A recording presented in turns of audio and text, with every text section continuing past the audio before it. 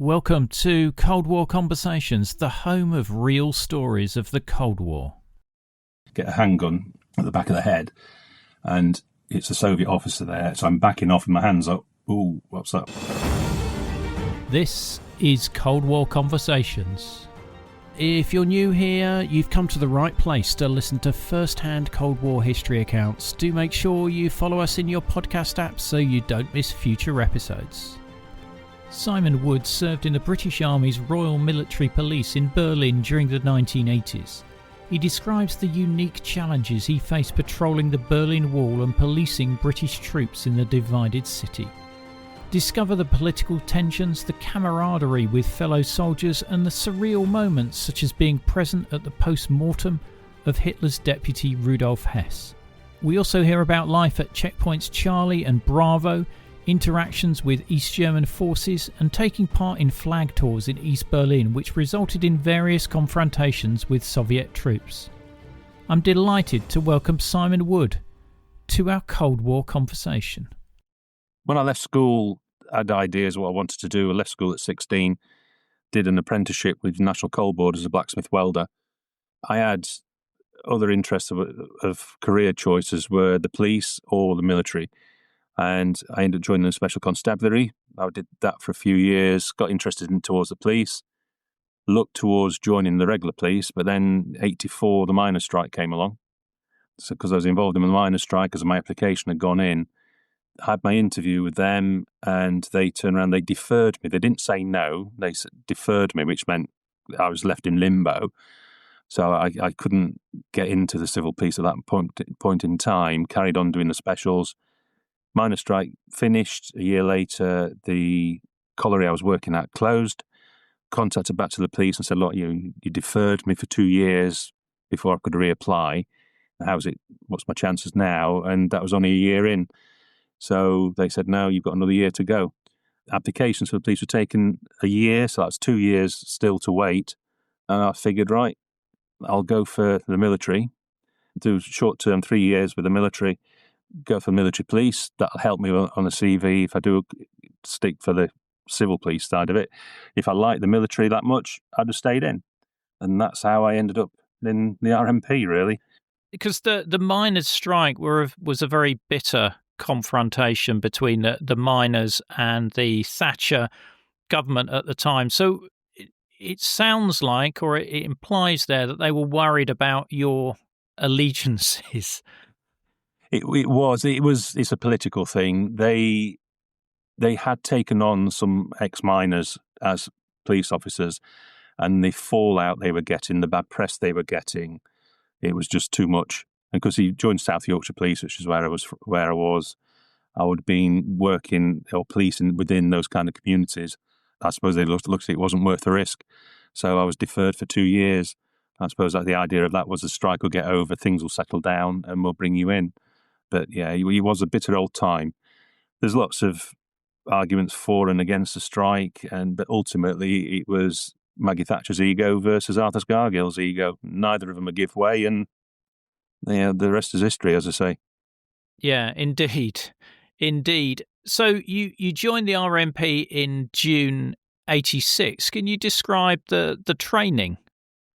Yeah, we did the first.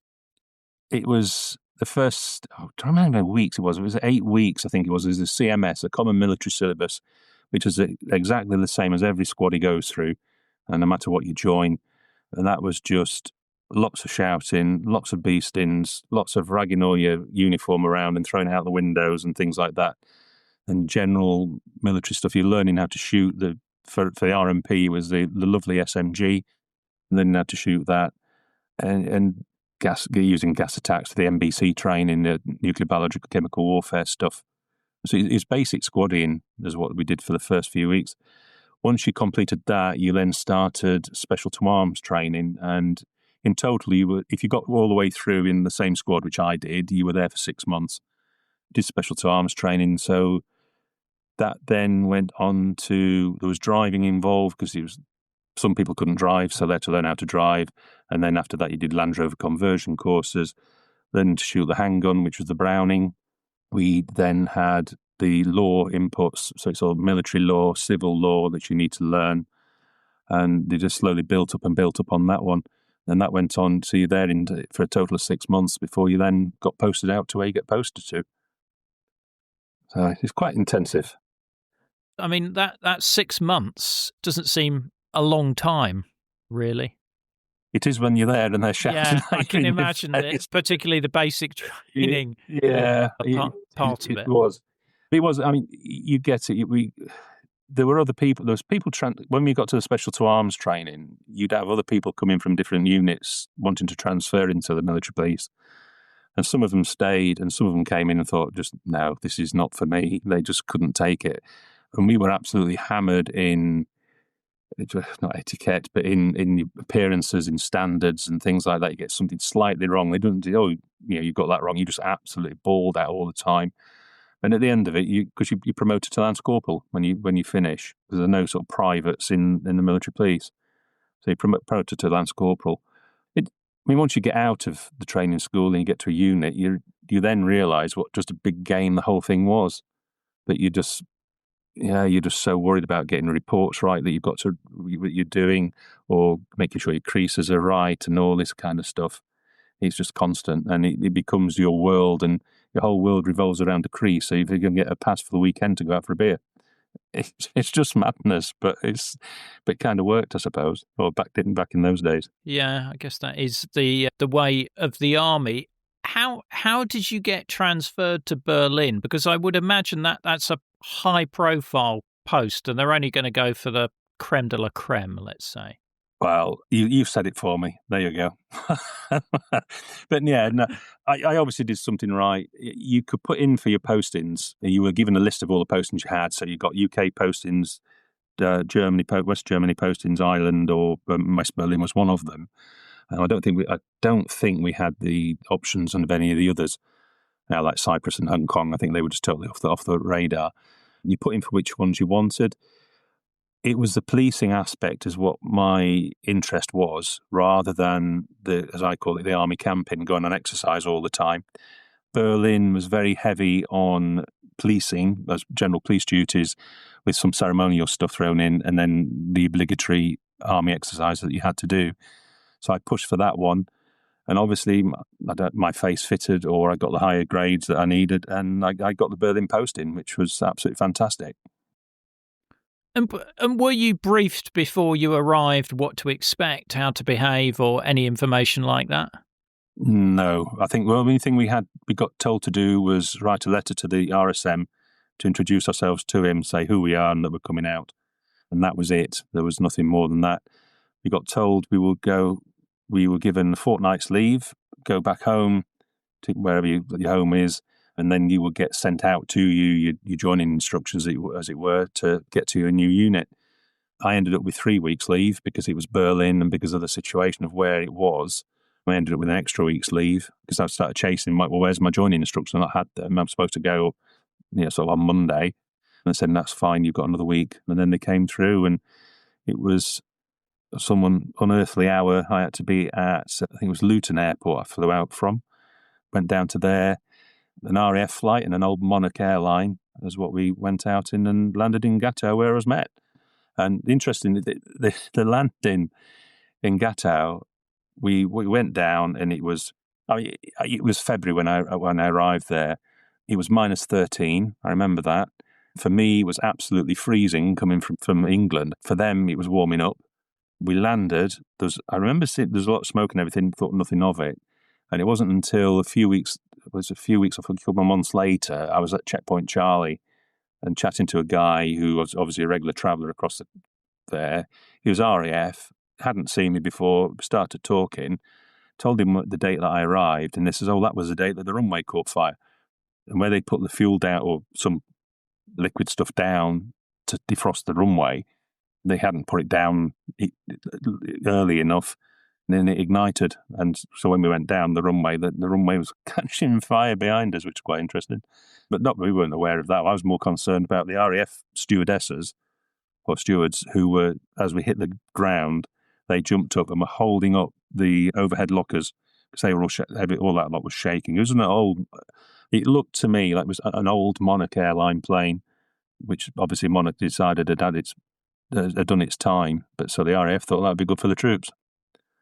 Wow. Wow. So aside from the runway being on fire, what was your first impressions of West Berlin?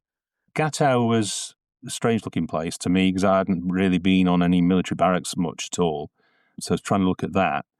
I was met by an RMP patrol, come to meet me at the RAF Gatow. And then from there, I was just taken straight into the Olympic Stadium barracks in Berlin. And it was just looking out. In some ways, it was just like being on holiday and you're looking out the window at the different types of houses, different types of street signs and all that kind of thing. Then I arrived in Berlin. I can't remember the timings, but I had enough time to get myself sorted out to go on night duty. So it was arriving there straight out on night duty. I only did the one. It was their last night shift for the platoon I was in. And I was put with a particular guy, the sort of senior guy, or the senior corporal. And he then took me on a drive around Berlin just to show me the sights, for you to see what's what and to see the checkpoints and things like that. And it really, it was quite mind-blowing to see it because it was a big cosmopolitan city. Being West Berlin, you've got the power play where they're going to make West Berlin biggest, brightest, most exciting sort of looking place as the demonstration to the east. So you've got that going on. I mean, been to London, but this was on another level. It was a bit like London, but it was cleaner. That was the big thing I did notice. And from there, you got to see the checkpoint and to see the wall and all that. And that was a moment you start to look at it and think to yourself, what is it? What have I come to? And what on earth is going on here? Because I hadn't had a briefing at that point. I was kind of getting on the job, as it were. From there, I have a recollection in the first week or so of having some kind of a briefing with a load of other people who just arrived in Berlin by, I think it was the education department or something. Exactly what we were told there, I can't remember, but most of my stuff was on the job training, really. It must have been weird seeing the wall at night, first of all, as well, with all the floodlighting of the death strip and that side of things. It was. It was when you stand there, you're being shown it, and then it's a place. Say take the Reichstag. You go to look at the left of the Reichstag, and then there's a little fenced area, and there's a row of crosses, and they're all people have died crossing at that point because it's one of the bits where you've got the lower ground, easier access, if you like, to cross over by the River Spree, that's just straight behind it. And there's people have died there, and of course then you've got the patrol boaters there. And it was a bit of an eye-opener. I mean, looking around in different areas, you've got the viewing platforms that you can go onto and just look over and see what was there. And it was just something out of a film, because the films are inspired by what there was in Berlin. You watch it on the film, it doesn't mean anything. But to actually see it, it was unbelievable, especially when you start to think, well, this goes all the way around the city, and then you've got it all the way across Germany, splitting the country into two. Yeah, I was there May, June 89, so I was there the same time as you, and I was just fascinated by this, like, fault line running right the way through the city. And, as part of your duties, you're policing that tectonic plate between East and West. I mean, did you feel a bigger responsibility because of where you were and the importance of Berlin?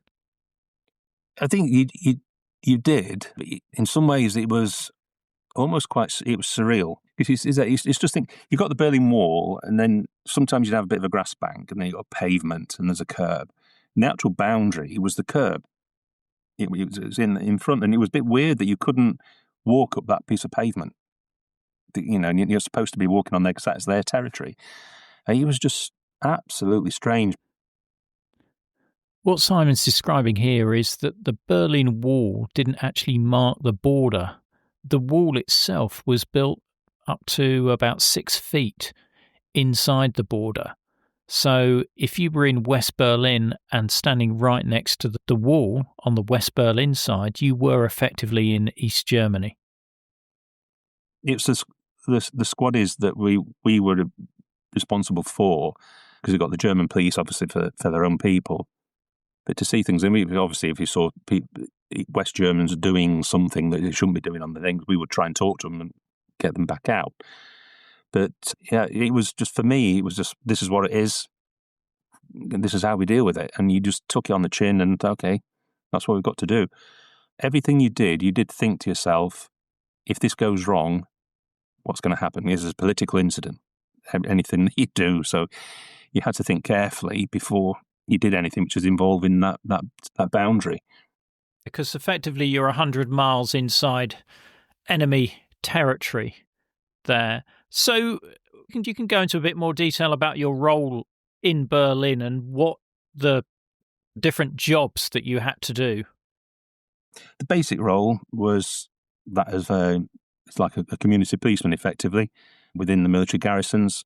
So it's general police patrols, dealing with inquiries, dealing with any issues, and traffic accidents, going up with attention if it's involved in a military vehicle or a military registered vehicle, so it's a private car but registered with the military. We'd turn up for traffic accidents there. So, I mean, one of the first things I had to do was go on to a German course, which again, I can't remember whether it's 1 week or 2 weeks, I can't recall. But we did this German course so we could learn how to deal with the traffic accident, deal with a theft, deal with an assault, and things basic, sort of German really, or a bit beyond asking for a beer, but asking for the right kind of documents and get a bit of an idea of what has happened from the Germans' perspective. But invariably, go to those accidents, German police would be there as well, so they'd do their bit, we'd do our bit, and paperwork could get exchanged whichever way you needed to go. So we did the German course. So it's general police patrols, dealing with those ones. Night time, you're looking for dealing with assaults around the bars. Right around the sex clubs was another regular one, because squaddies were in bed, would go out, have too many beers, go into the sex club, fall asleep, and then the doorman would come along and rough them up just because the squaddies fallen asleep, he's had too many beers. So we would go into those places. Any squaddies who were quite drunk in fear of falling asleep, we'd drag them out. So that we'd had that one, and then we would have the Checkpoint Charlie duties. So you work on Checkpoint Charlie, just booking people in and out all the time over the board, crossing the border there. At Checkpoint Charlie, you've got the French and the Americans are there as well. The Americans have primacy over it. Similar with Checkpoint Bravo, so that's people travelling up and down the Berlin corridor. It's the same sort of thing there. Then we'd have a wall patrol, and the wall patrol worked out of Tiergarten police post, and the police post itself was sat and controlled the gateway leading into the Soviet War Memorial. The Soviet War Memorial had been built in the British sector at the end of World War II, before the other Allied forces had been allowed to access the city. In order for Soviet troops to be able to guard the memorial, they had to cross from East Berlin into the British sector in West Berlin. So nobody could get in or out of the Soviet War Memorial, by vehicle anyway, without us letting them in or out. So we'd know who was going in there, clocking vehicle details, seeing who was in it. Because you get KGB and people like that coming along and going in and out of there. So we clock that, and the Wall Patrol worked from there as well. And you cover the Berlin Wall, which was on the British sector. And pretty much from just beyond the Reichstag down towards Checkpoint Charlie was the route that you used to travel, and then back again. Yeah, it was quite a good mixture of work. I can imagine it would be absolutely fascinating work. Now, the Allied powers in Berlin didn't recognise the East German powers in East Berlin, so you had no contact with any of the border guards. No official sort of contact. To say we did have kind of contact based on a squaddy level of banter, shall we say. We'd have that kind of contact. I think I sent you a picture where one of the things was by the Reichstag, overlooking the water. There's a little patrol boat, the border guard patrol boat there. It's daytime, they're shining their big spotlight straight into our vehicle just because they can, which responded with the Naginkor salute back. So they had that one. It's between the Reichstag and down to Brandenburg Gate. There's a little pathway area we could drive down. There's a little guard tower there. Every now and again, there's people in that thought it was always a joke to open the window and hang what is effectively like an action man with a red cap on, because we were all distinctive from our red hats. Hang one of those out in a noose and wave it out of the out of the window. The story, urban myth, whatever, I don't know, but the story that we always got told was that when they do come over the wall, they will hang the RMP along the big lampposts, which were down 17 Junior Stars and Unted and Linden. It's just one big straight road. Then they were all in a sort of a gallows kind of shape, ornate Victorian type things, that would be hung out of there. And we used to wave our handguns back at them, and then they'd shut the window quickly. We'd have that kind of repartee, shall we say, with the East German border guards. It's all on a sort of a, as I say, a basic sort of squaddy humour type thing. And with the West German police, did you get on all right with them, or did they sort of feel that you were in the way? How was the relationship there? It was very good. That's my experience. Is it was very good with them. They got their job to do. We've got our job to do. We kind of coexisted quite well. We'd have things where you go to accidents and things. They turn up. It'd all be them or us. There was never any trouble at all with that. At that time, we were in the realm of, the 80s. So for breathalyzers, it was a blow in the bag job. A little tube of crystals, blow in the bag. If we ran short and we were out away from base, pop into local police station, show them what you've got, and they will give us another set of tubes for the blow in the bags for the drink test. It was absolutely fine. It was, and sometimes they get to situations. It was all squaddies. It wasn't their realm, but they contain all the squaddies, do whatever they've got to do, and give us a call, and we'd arrive and take over. But they'd be there for backup if we needed them. So it was, for my experience of it, they were a good crowd. Sometimes there was a language barrier because my German was minimal, and sometimes they didn't speak a lot of English. But on the whole, you found a way of communicating, getting through it. So that was good. Yeah, the universal language of policing, I guess. Yes. What vehicles were you using to patrol the wall? For the wall, well, for all the main patrol was the Volkswagen transporter bus type vehicle. That was a standard one that we drove. This big white one with the red stripes on it and military police written down the side. That was that we use that for war patrol, and we'd use that for general police duties. And then if we're on exercises, obviously we were down into Land Rovers with a long base or short base. And then we'd also have for special duties for patrols, escorts and things. And we did some general patrol where the BMW RT80s motorcycles. We'd have a few of those out as well every now and again, which were quite nice to ride. And obviously there's sections of West Berlin which are quite remote, like around between Gatow and Spandau and out there. You're patrolling all of that fence because it's fenced there, isn't it? It's not wall. It's a lot of fence and that, yeah. We cover all that area. Spandau, if I remember right, Spandau and Gatow were quite a little way out. We tend to go down there if we had cause, get a call down there or something like that, or we needed to go and drop something off down at different guard rooms and things. Our general patrols would be around the main barrack areas and in the inner city area mostly, but we will cover some of the, depending on what was going on. But yeah, we will cover all those sort of areas, and for accidents as well, we'd cover them. But yeah, it was in just that vehicle, the old transporter bus. You sent me a photo of that, and I'll add the photos to the episode notes so people can see these. You mentioned working at Checkpoint Charlie and Bravo. We had a chat before the call. You mentioned your feeling about the special treatment that officers used to get. Yeah, it was one of my bugbears, and as I say, I lasted 3 years and 3 days. At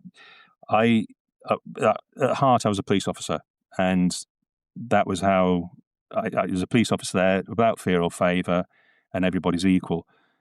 The officer class side of it did irk me somewhat. There were some absolutely brilliant officers. They're just people at the end of the day doing the job. Some were really good, some weren't. And for Checkpoint Charlie, if you went across the checkpoint, you went through the checkpoint into East Berlin, there were items which were forbidden to bring back. And these items weren't because they were national treasures or anything, but there was stuff that's going to be hard for the East Germans to get hold of. And some items were restricted as to how much you could buy because they didn't want the impression that we went there and stripped all the shelves of all the good stuff and left all them with the poor. So we would have to do certain checks. little vehicle checks, just making sure everything was okay. And it was when you went through, you signed documents saying you accept that you'll be subject to a search when you come back. And one of our guys, he saw a vehicle come through, which was officers and their wives, and it was absolutely heaving with bed linen and things like that, which was one of the items you were restricted on what you were bringing back for. He did a search and seized the whole lot. That caused a lot of stink. And then a report came down that we were only to search vehicles from sergeants and below and not anything higher than that. And that, to me, was just absolutely wrong, because generally the average squaddie was going across and behaving himself. If anything, they'd have too much booze. And it was the officers most of the time doing all that kind of thing. And the other bit was, it used to get me for drink driving. We were notified with, say, the Black Watch or the Cosby's or the KOSP or people like that. They're having a military function somewhere, we'd be told. And then what they want us to do was to go into those areas and police those areas at throwing out time, just picking off drink drivers. When the officers were having a nice function somewhere, we were told about it and told to stay away from that area whilst they all go home, so you wouldn't do them. And then on routine patrol, if you came across a vehicle and it was an officer who was driving and you suspected that they were over the limit on drink driving, you wouldn't make them blow into the tube and arrest them and take them off down the guard room as you would anybody else. You were instructed to contact their duty room and get the duty driver to come out, take them away, and you'd write a little report and they'd have a chat and get some extra duties or something off their CO later on. And it was that double standard. I struggled with it, absolutely struggled with that, and which is why I left after the 3 years. Yeah, I can fully understand your irritation with that. What were you doing around Soviet vehicles going around West Berlin? Because the Soviet army had the same rights to travel in West Berlin as Allied forces had to travel in East Berlin. Did you have to, I don't know, radio in, report them? Yeah, there's two types that you have. It's like we had the Bricksmiths going across, and then we had flag tours going across as well, and they would stay within the confines of East Berlin. The Russians had Socksmiths coming across, which Socksmiths tended to disappear into West Germany. But then you get their flag tours or just their little spy cars coming across, which were KGB and Spetsnaz, basically. Yeah, there was one particular incident we had, I think the Volgas, I think the name of the car was. It was parked at the end of the parking area for the Olympic Stadium. So that was monitoring the traffic in and out of the Olympic Stadium barracks. So we went and pulled up, got out the vehicle, went and had a chat with them. We're talking away and everything was fine. Just, who are you, where are you from, what are you doing, that kind of thing. And the driver was a very big chap, dressed in private rank in motor rifle uniform, telling us both about the history of the Gloucestershire Regiment's cap badges, where they got the cap badge on the back. He was telling us all about that. And then he looked at my friend's medal ribbons and picked up the fact that he'd been in the Falkland Islands and started talking away about that one.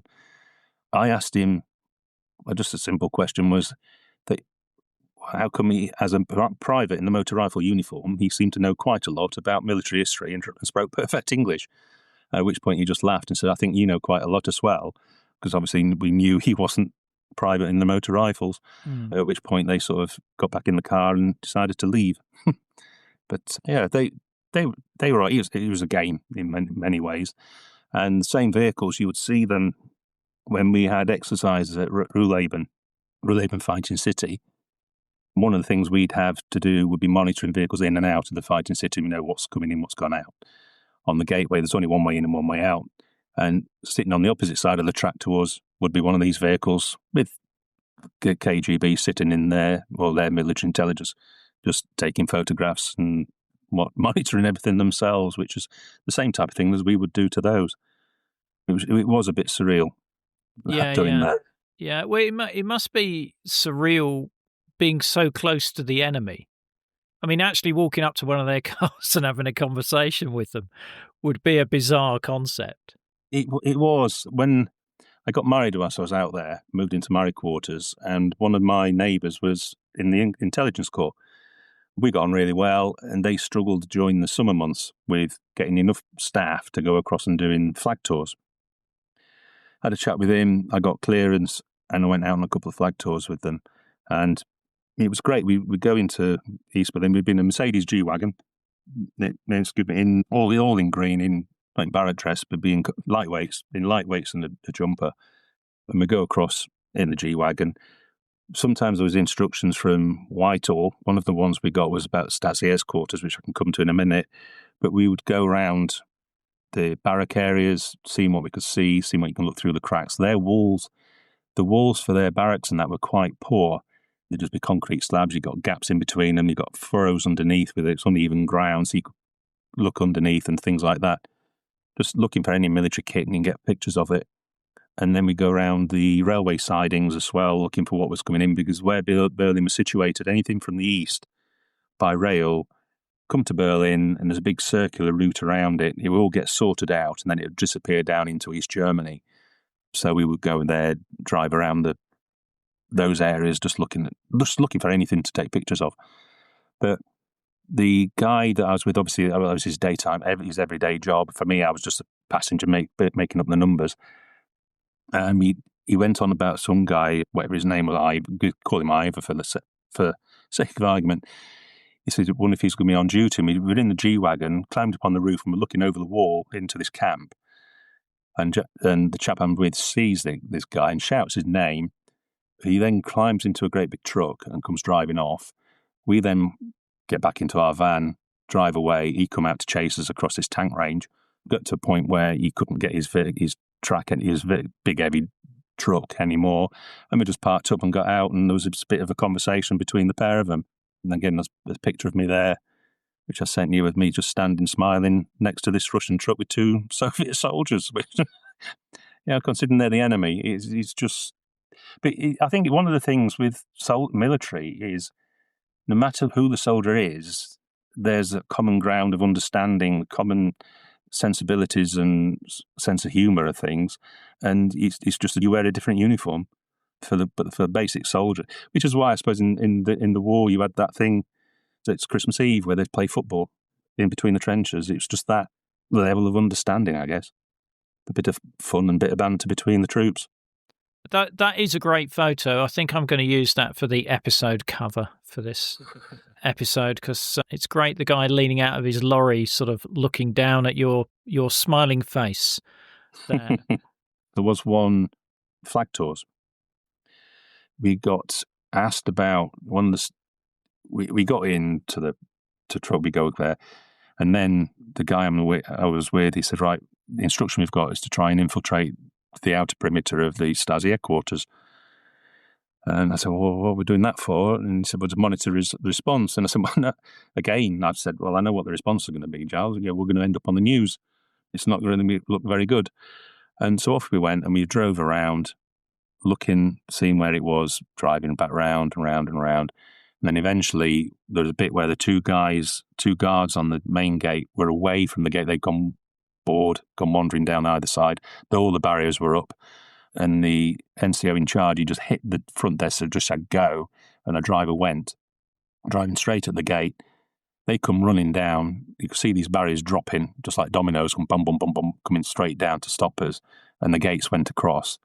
And we slung up and were blocking the gateway then. So he just turned around and said, "Right, we're here. They know what our plan was, so just make the most of it." And we sat there. Then you start getting this line of Volgas and things coming up with high-ranking Russian officers and KGB and God knows where else, and wanted to get in and couldn't because we were there. They're having a go at the East Germans. The East Germans marched a troop out in front of us, racked up their, I would say K-47s, whatever they were, that their weapon they had, racked those one up. And I'm looking at it, "Do you think it's time we left?" And said, No, they won't shoot us." I thought, "Oh, I'm not so sure." And then they disappear, they go back in. And all the while, he was there just calling out the names of the officers and that he was recognising. The driver was making a note of those, and I was just sitting there with a camera just photographing these people, just as many as I could. And then after probably only half an hour, if that, we said, "Okay, we'll go." And he just sort of waved goodbye and we drove off. And that was one of the things that we did, one of the more exciting ones. When you're out patrolling, are there any notable incidents that you remember having to deal with aside from action men hanging out of watchtowers? Yeah, I mean, we just spoke about that mutual understanding with squaddies. There was one that just springs to mind of, it was a German car, had come off the road, gone the route down to Gassau. It'd come off the road, gone down a bank and hit the wall. And we got there. The German police asked for our attendance because they couldn't do it. It's gone onto East German soil.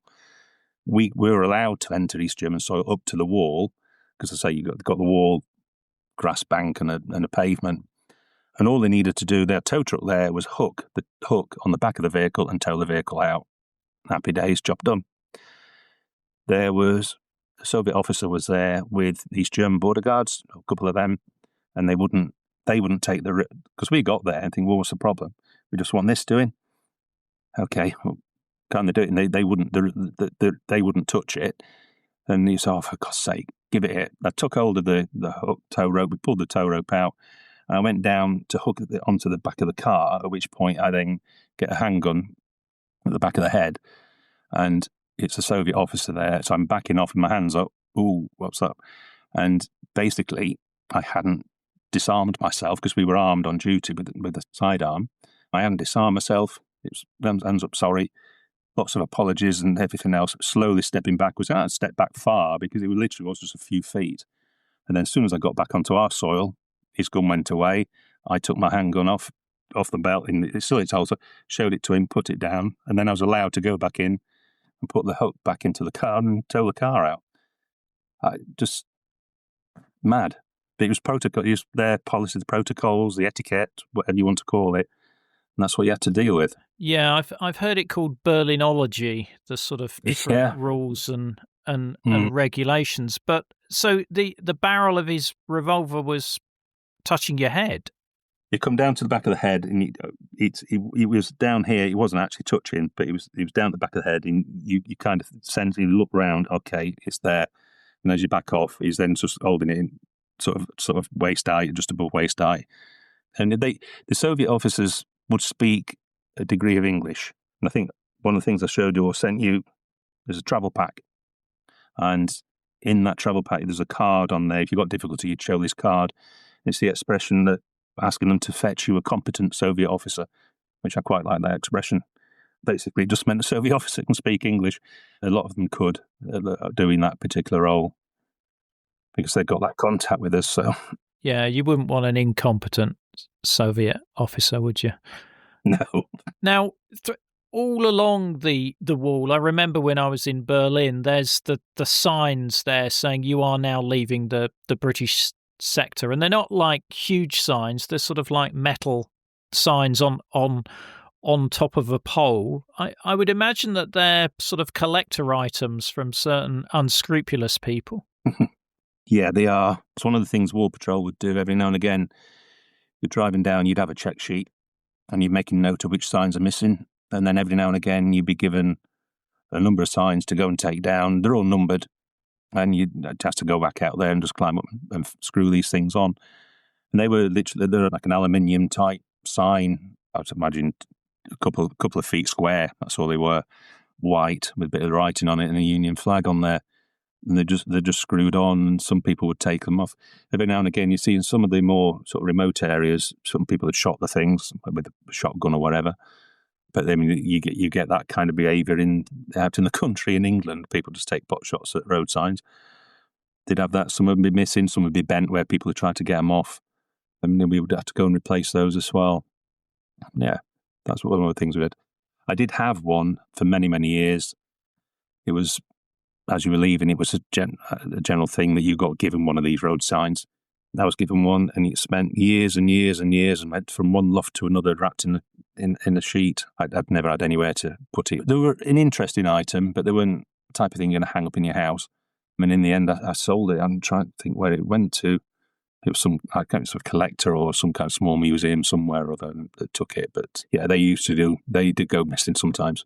What was your relationship like with the West Berlin civilians? Did you ever have anybody who was sort of like anti the what were effectively still the occupation forces. Occupation forces, yeah.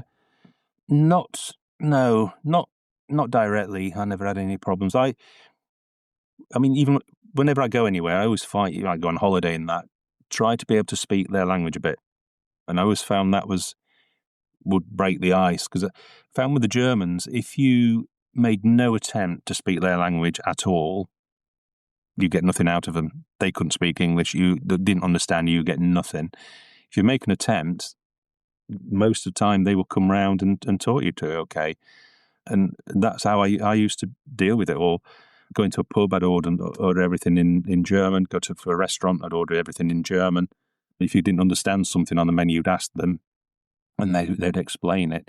I never had any particularly bad experiences with them. You go out drinking at night time in the bars and what have you, it's like any bar. Sometimes people talk to you, sometimes they don't. So I couldn't say that was just because we were British squaddies. I couldn't put my finger on say that. I just put it down to the fact that some people talk and some don't. And so it's never anything bad that I experienced with the West Germans. I actually quite liked them. They wouldn't take any nonsense. There's the impression I came away with from them. And they're quite direct, which I'm from Yorkshire, so being direct with people wasn't a problem. But some people don't quite like that. But there we go. Yeah, I think Berliners are quite known for their directness. You know, like in any city, there's certain traits, a bit like you said, with some traits that describe people from Yorkshire as well. Yeah, that's about right. Did you ever see any escapes while you were there, or have to deal with any escapes? The aftermath, I didn't have to deal with them, was one at Checkpoint Charlie. The way Checkpoint Charlie was, it's like a long, just a hut, effectively, in the middle of the road. And we were at one end of it, facing up Friedrichstrasse, and so we could sort of see out the sides and up the road. The French were in the middle; they could only see out the sides, and the American guy could see out the sides, and he's actually overlooking the checkpoint itself because they kind of ran it. I'm remembering one of the guys he called up. He could, hey, come have a look at this, or something along those lines. Went running down there, and it was a guy who'd appeared he'd come out of a coach. He'd hidden away in a coach, got out of there, and went running. And he came running towards the border, of course, towards the checkpoint, at which point the people were running after him, and then some East German border guards come out of the gateways they have in the sides out through that, so they were just facing straight across to the wall, because in the checkpoint they'd have a big white line, like a funnel shape going down. It's a big high wall either side of that funnel, and then it'd open out into the checkpoint, and they just came out their side, all lined up there, and this guy is running down. He obviously knew, had he carried on going, they would have shot him, and he stopped and got taken away. The American guy was shouting and bawling over across to the East Germans. That was the nearest on there. There's other ones you'd hear of which had happened sort of moments before, if people are getting across, but they soon get whisked away by the Germans. The German police will pick these people up and they disappear into whatever system it will be, and then the intelligence people will go across and talk to them afterwards. But that was the nearest thing to being seen or getting involved in an escape that I ever got to. And what were your rules of engagement in Berlin? For shooting, it was just the standard thing. Last resort, always shout a warning beforehand, and it's to preserve the life of yourself or others. There was nothing else that we had. There was nothing about you. We were strictly told that we weren't to get involved in escapes. I remember that. So if you say, take the Reichstag, because there's outside the Reichstag, a nice bank that drops down to the river. So going down the bank is East German territory, then you get the river and what have you. So it was quite simple. We wouldn't go hands-on until that person is up the bank and out. We couldn't run down the bank, grab them and pull them out, because effectively we're assisting their escape.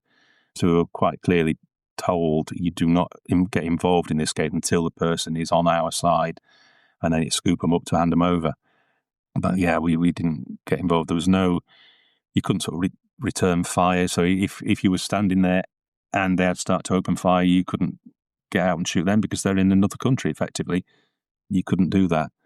Yeah, I remember we were told that was pointed out quite a lot to us, because it's the politics of the whole thing. We would be assisting people escaping from that country, so that was a no-no. Well, it would have been tough being faced with that. You know, they reached the bank of that across the Spray onto that bank to be then dragged away in front of your eyes. It would, yeah, that would have been hard, but yeah, that was the rules, because it is up until that boundary they are in another country. Yeah, you know, and it was difficult to get your head around some of it. You think that just doesn't seem right, but yeah, that's what it was. I was always fascinated by the line painted on the road at Checkpoint Charlie. Yeah, that marked the actual border. It was sort of like about 6 inches wide, or possibly less than that. And I've got a photo of my friend with, you know, one leg one side and one leg the other side. Sadly, I didn't ask him to take a photo of me there. But you know, you weren't allowed to cross that line at any costs. No.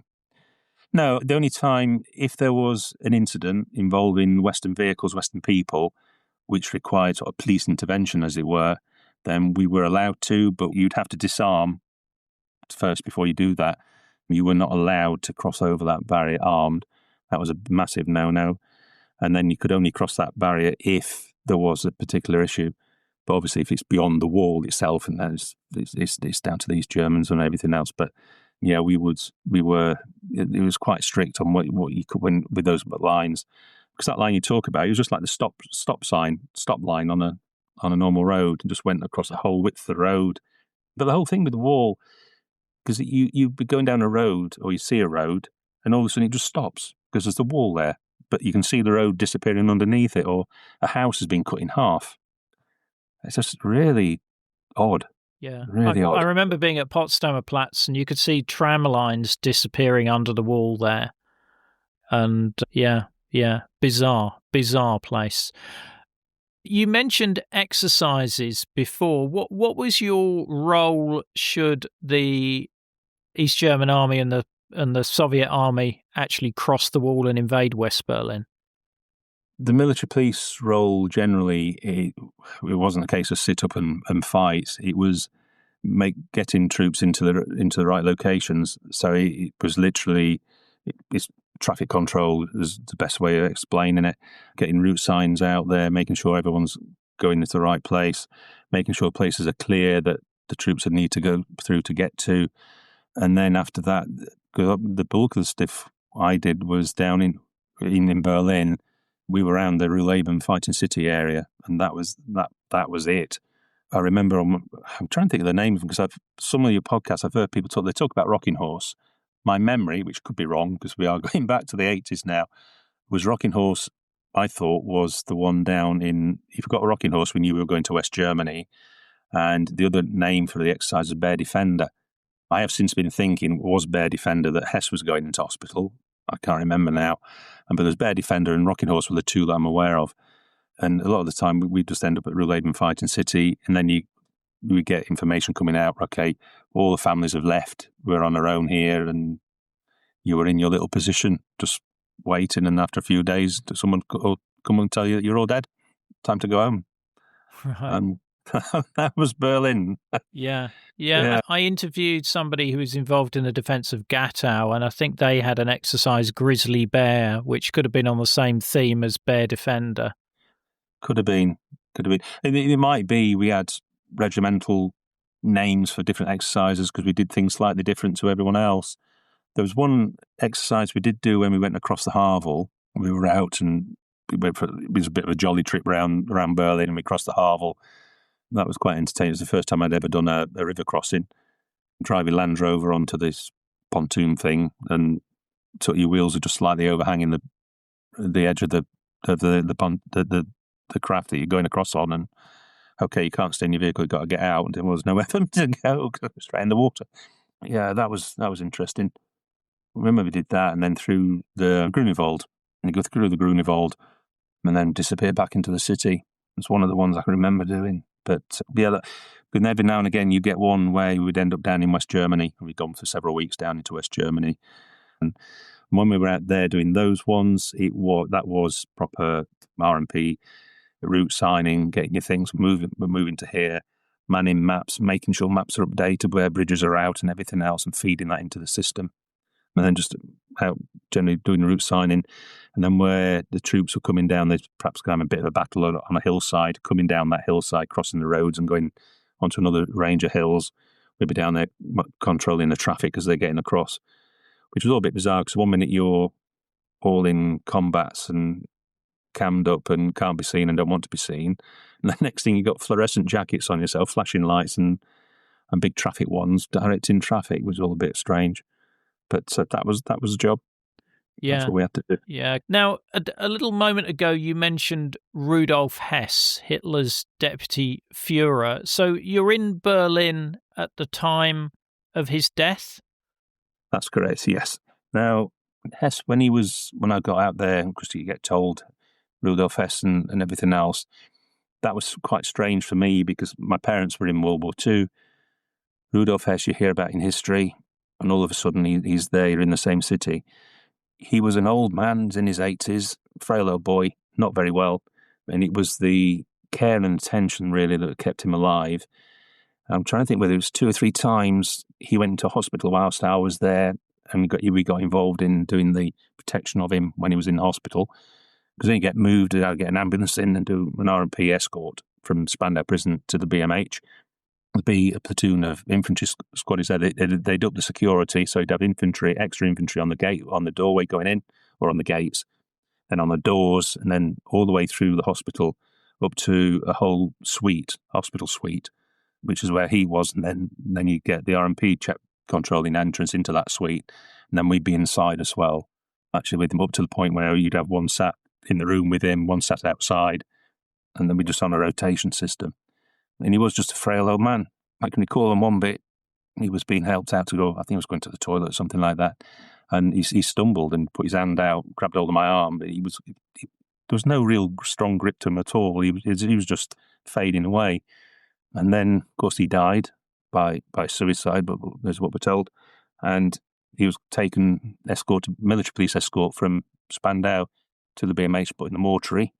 I wasn't involved on the escort. I was involved on the guarding the body the following day, and we were there throughout for the post-mortem.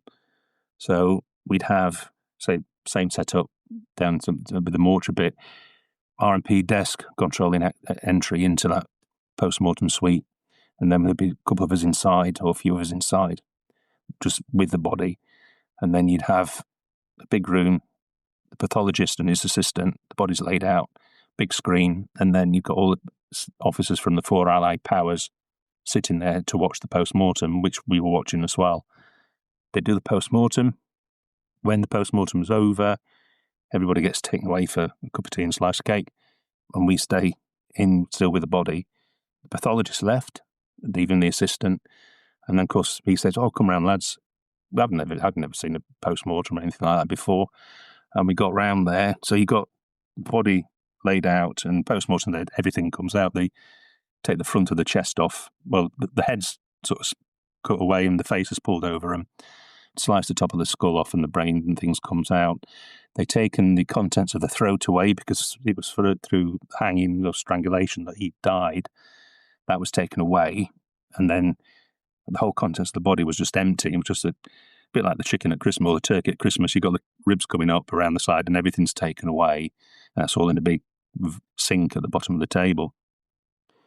And the assistant guy, he then started to talk through what they'd done, why they'd done it, lifting out, this is a spleen and this is a liver, and showing us all that kind of thing, just out of interest. And then one of the things he did, he got the brain, and he'd taken slices of the brain, and he handed out a couple of these slices so we could look at them. So you've got a hold of a slice of Rudolf Hess's brain in your hand.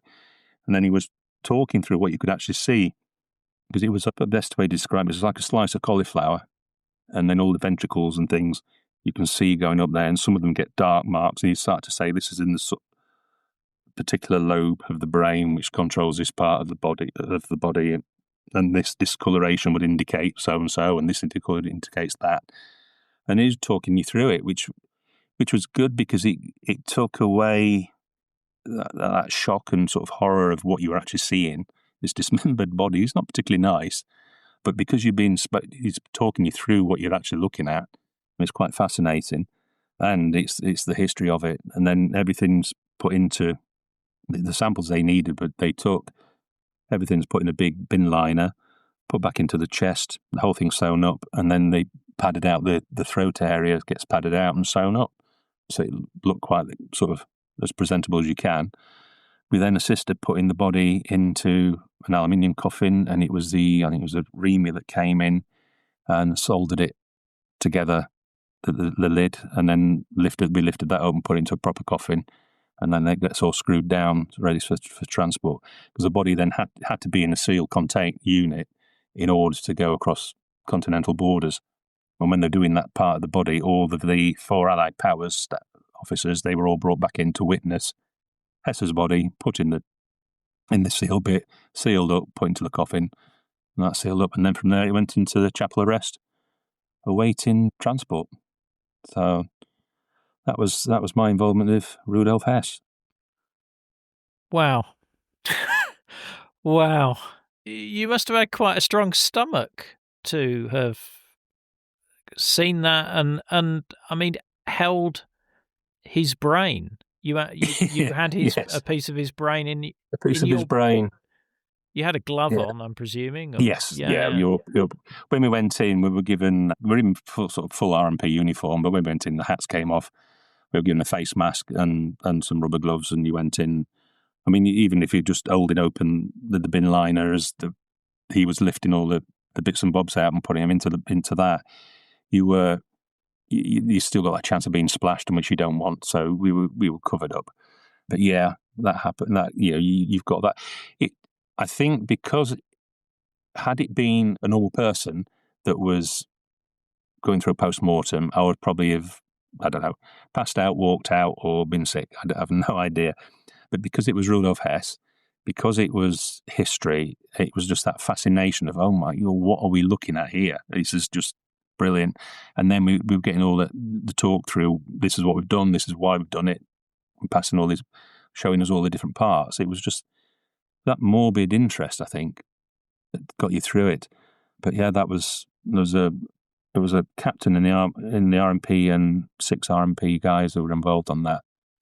But yeah, right place, right time, I guess. Yeah, that is an incredible story. I mean, there's some controversy around the circumstances of Hess's death. It sounds like you believe it was suicide. Yes.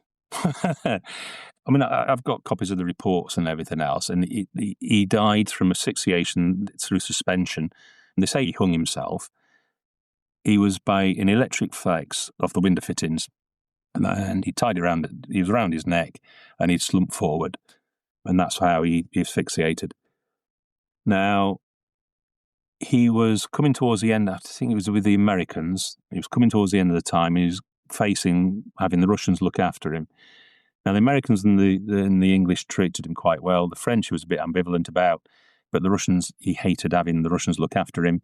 As far as the Russians concerned, he was the face of Nazism, and they hated him. So all these privileges and everything else, I understand, were taken away by the Russians, and he'd have a rough time.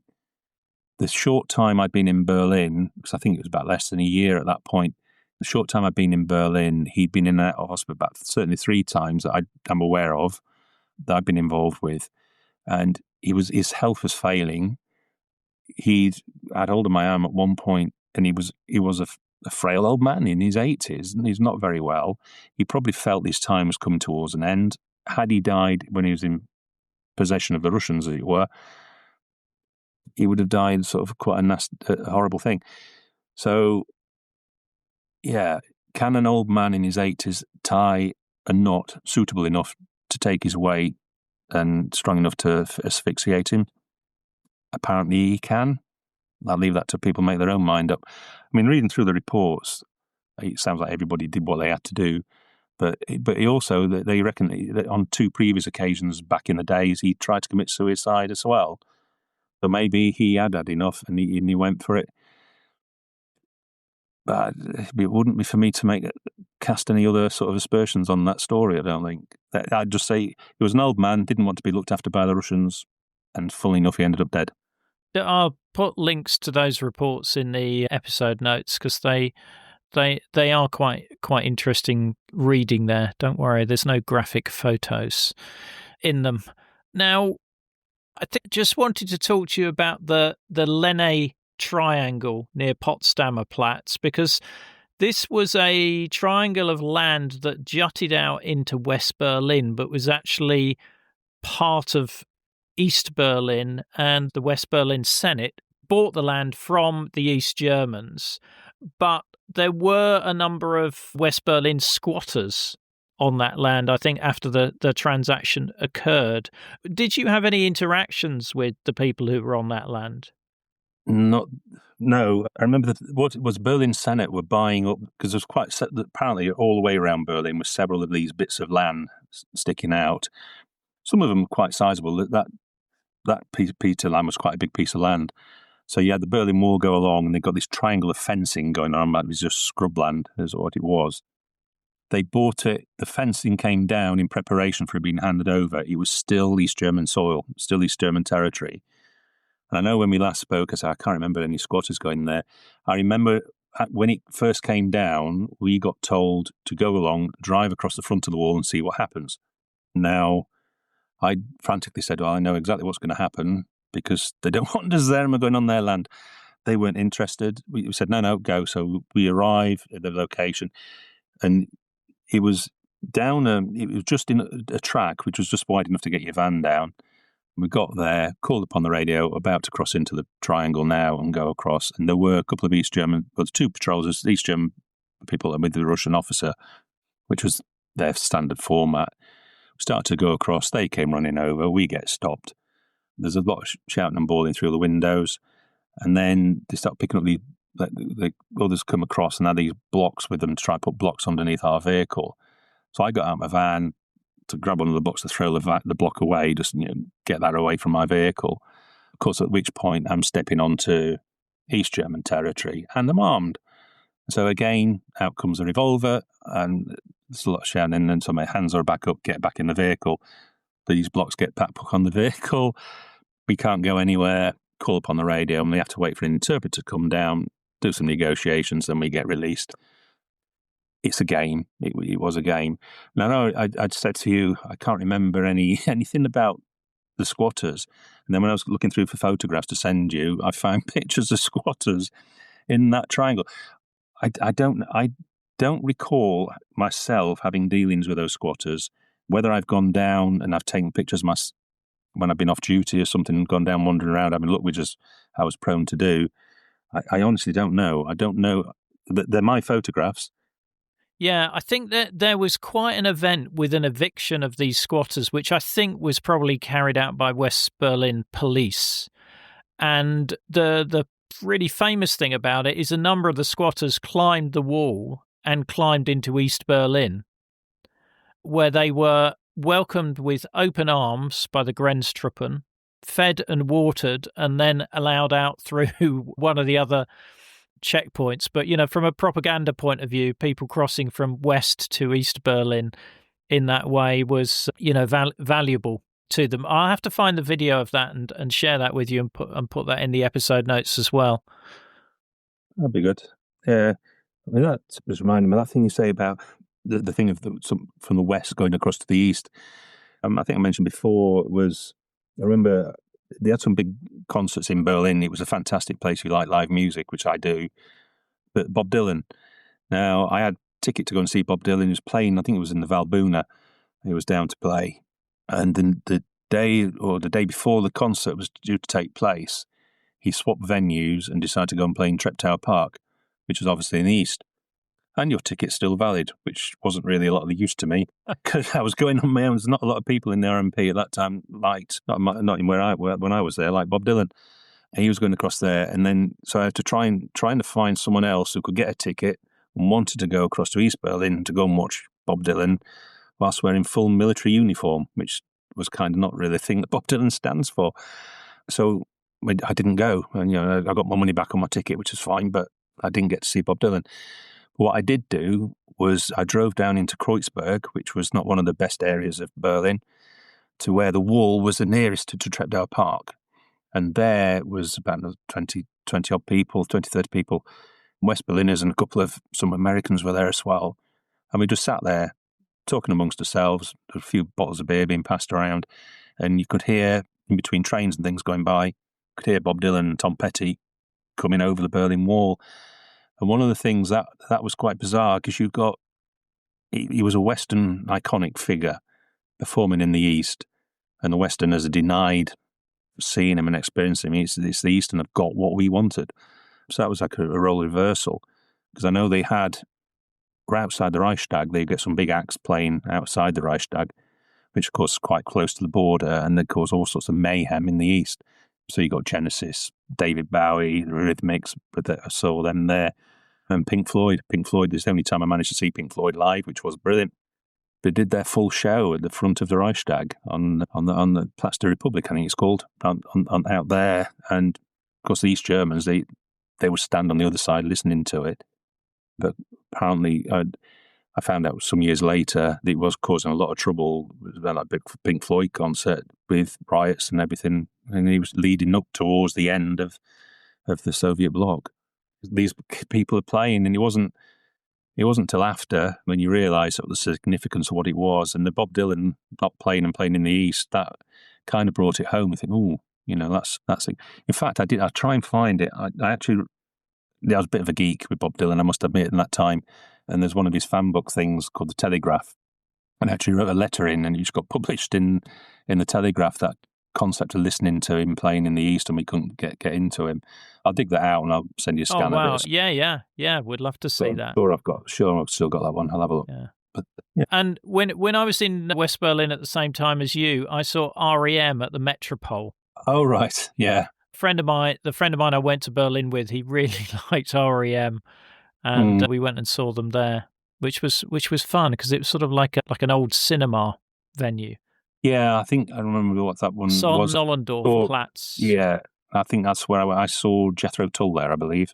Yeah, that would be a great venue for Jethro Tull, I imagine. There's a few funny things, I suppose. We had Checkpoint Bravo, it's a great big gantry, just typical motorway gantry thing going across the motorway there, which was a checkpoint. We were in the middle, overlooking the eastern border. You would get the Russian Hips and Hines, they're doing a patrol, like we'd RF Ghetto, we'd have planes flying around. They would do that one. Every now and again, if you got one of them coming along, they would fly down, turn to face the checkpoint and waggle the missile pods at you and things and fly off. We'd have that one going along. One of the things I recall doing was the Americans, they were great guys, you have a bit of fun with the Americans, but they got this thing about their flag, always flies the same height or higher than everyone else's. And you sit at checkpoint, we're in a line, 3 desks in a line. Above you, you've got a little wooden plaque with the flag on it, on chains hanging down. You know where this one's going to go. And we'd sit there. They'd be really, really busy. The big queue of people. You're sitting there doing a little bit and getting bored because the Americans constantly people going through with Americans. We'd sit there, you'd look at them, and if you've had a bit of banter with the guy during the daytime, then you just climb up on your desk and hoik your flag up, a couple of links on your chain, then sit back down, then just watch him. And then he'd ask you to lower it, so you would refuse. And then the other people then, because they're aware of it, because he's asked you, they'd all start making comments and everything. So then the American would get up and move his up, and he'd sit back down, so you just wait for him to get busy again, and up goes your flag, another couple of links further up. We'd play little games like that just to amuse them. It was it was fun. It was quite fun. But I love, those are the details I love, because that sort of, that wouldn't make a history book. That wouldn't even be a footnote in it. But it does bring to life the sort of camaraderie and rivalry between the different Allied forces. Did you have much to do with the French or not? No, nothing at all. You asked about how we got on with the West Germans. Absolutely fine. Some of the French were just plain rude.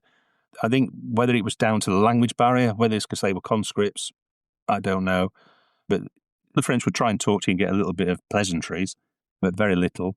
And at Checkpoint Bravo, I don't recall much conversation with them at all. They would do their little bit, and once they know they're getting no one else coming in, they disappear in the little office at the back and go to sleep. And you won't see them until the morning. So very little with them. The Americans we got on quite well with, and I did laugh at one of your recent podcasts with an American MP, and you asked him, had he had any involvement in the RMP? And he said, yes, I went to their mess. And he described our mess as this long room, saying that they opened this side window and started feeding us yards of ale. Yeah, we did. Because I had to chuckle because I was at this event. We did do that. Make them drink yards of ale. We didn't tell them how to do it, so they wouldn't turn the yard as they're getting towards the end, so they get splashed with it. Trying to down it in the one, you're getting all the gas, so when you go to burp, everything comes back up. So that's why we had the window open, so it could be sick out of there. Or we're not being sick really, you're just expelling this fluid. And then he went on to describe mess rugby as the fact that we just made a ball up there and gave it to them and roughed them about and beat them up. That's not too bad a description, really. It was all done in good humour. It was a rough old game. And if you went to the floor, you didn't let go of the ball, people would just drag your legs and drag you along the direction they want you to go in with that ball. So you'd end up with carpet burns and all sorts of things. It was just one of those fun things that you do. But I was laughing when I heard that on that podcast because that was at that do, which was quite amusing. Yeah, you've reminded me. I'll let him know when this episode goes out that we've got an eyewitness who was there. Yeah, I was there with you. And on a sadder note, some recent links that you sent me, I listened to the lad from the King's Regiment. Mm-hmm. And he was talking away, and he was on about the two guys that he lost whilst he was in there, and the sad tale of the guy that took his own life in the hospital in the little guard room there. I was one of the officers that turned up at that one, because obviously when it happened, patrol's gone straight there, and then everybody's gone to help out. I can remember that one happening. That wasn't a good one. That was quite sad. Why? I have no idea why. I mean, we got there, we were just taking lots of notes off the squaddies that were around, getting their recollections, what were you doing, where were you, etc., and getting all these notes down, getting some kind of a statement, and it fed into the SIB who took on that one. That one brought back quite a sad memory. But yeah, because he'd gone into the back room and shot himself with the SA-80. Yeah, not nice. But yeah, I remember that one. When you look back, how do you remember your time in Berlin? Yeah, it was absolutely fascinating place. I don't think in my early 20s when I was out there, I'd actually appreciated the situation fully of what Berlin was, what it was like. And it wasn't till I was in lockdown when we had in 2020, that book came out on Checkpoint Charlie. And because I really read through that, and I said, I remember this, remember that. And it was like that. So now in my early 60s, I got that appreciation of the situation I was actually in my early 20s. And I probably thinking about it now, I probably think I wouldn't have gone. But knowing what I know now and how bad it actually could have been, but you're in your early 20s, it's a game. It's just one of those things you're going to do. It was good fun. It was absolutely brilliant posting, but it wasn't the job for me.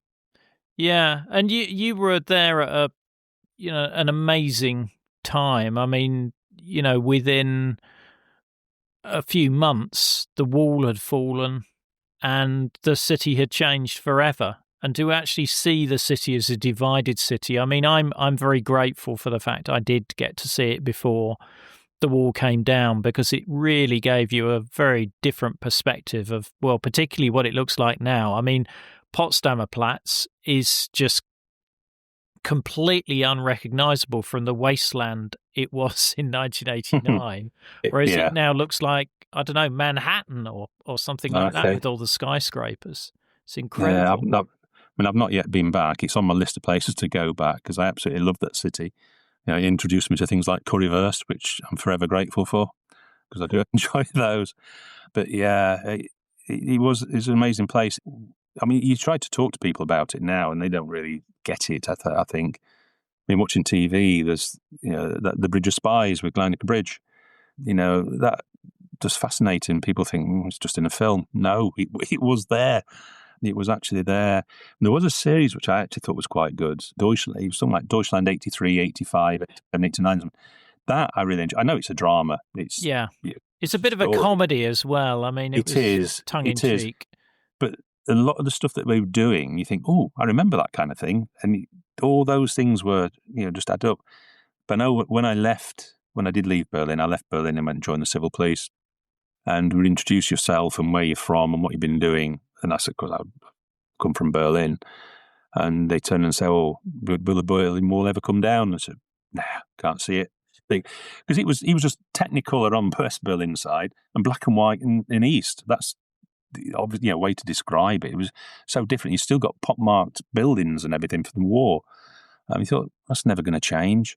And then we were there for 10 weeks, went away for 5, and then go back to Ashford, is where I went back to Ashford. And of course, in that time, the Berlin Wall had come down. So I eat my words on that one then. I never saw that one coming. Can you remember how you heard that the Berlin Wall had opened? It was just turning the news on. I seem to remember my wife was at work, so I must have been off because we had children. So it was just the news at home, turn the news on, bang, the Berlin Wall's come down. You thought, what? And you put it on. It was pre sort of, I didn't have Sky or anything at that time. Just whacking it on there and trying to listen to everything you could think, I just can't believe it's happening. And then I remember, because at that point I still had things like phone numbers for Tiergarten Police Post. I saw something on the news and it flashed up and I recognised one of the guys on the news clip. And he was at Tiergarten. So I phoned up Tiergarten Police Post. And, hey, Terry, it's Simon Wood. You had the chat and said, yeah, the wall's it's down. We don't know what's going on. It is, just strange, absolutely strange. It was crazy time. It just happened. No one knew. The episode extras, such as videos, photos and other content, are available via a link in the episode information. The podcast wouldn't exist without the generous efforts of our financial supporters, and I'd like to thank one and all of them for keeping the podcast on the road. The Cold War conversation continues in our Facebook discussion group. Just search for Cold War Conversations in Facebook. Thanks very much for listening and look forward to seeing you next week.